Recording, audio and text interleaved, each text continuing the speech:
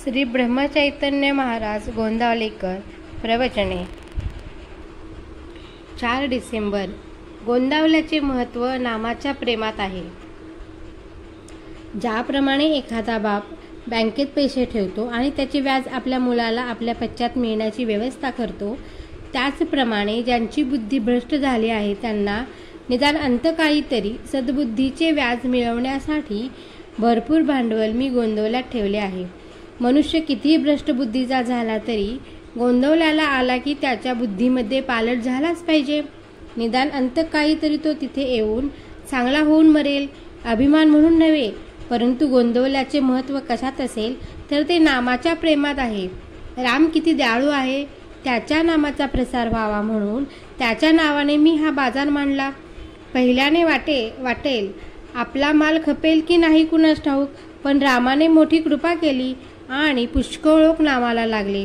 आपण पाहतो प्रत्येक गावाला निरनिराळे नाव असते।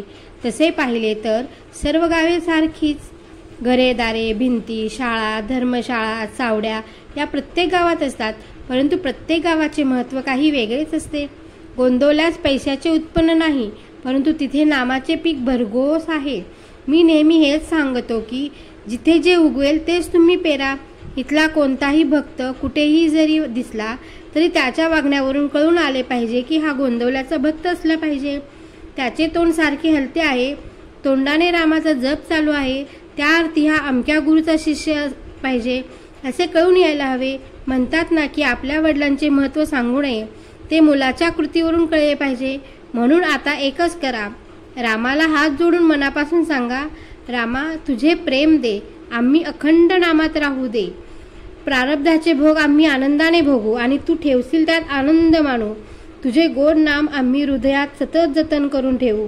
राम खात्रीने कृपा केल्या वाचून राहणार नाही।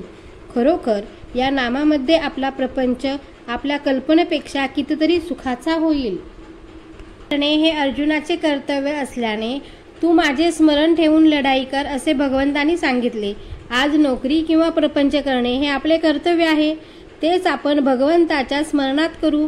नीतिधर्माचे आचरण आणि प्रारब्धाने आलेली कामे भगवंताच्या स्मरणात करणे हेच सर्व धर्माचे शास्त्रांचे सार आहे। आपण साखर खाल्ली तर आपल्याला गोड लागते, त्याचप्रमाणे आपण गोड शब्द बोललो की आपल्याला गोड शब्द ऐकायला मिळतात।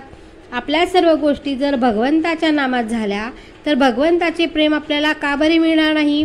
आपण भगवंताचे नाम घ्यायला सुरुवात करूया, तेच नाम भगवंताची प्राप्ती करून द्यायला समर्थ आहे याची खात्री बाळगा। प्रपंचाचा अनुभव कष्टमय आहे, पण भगवंताचा अनुभव खासच आनंदमय आहे। जो माझा म्हणवितो त्याला नामाचे प्रेम असलेच पाहिजे।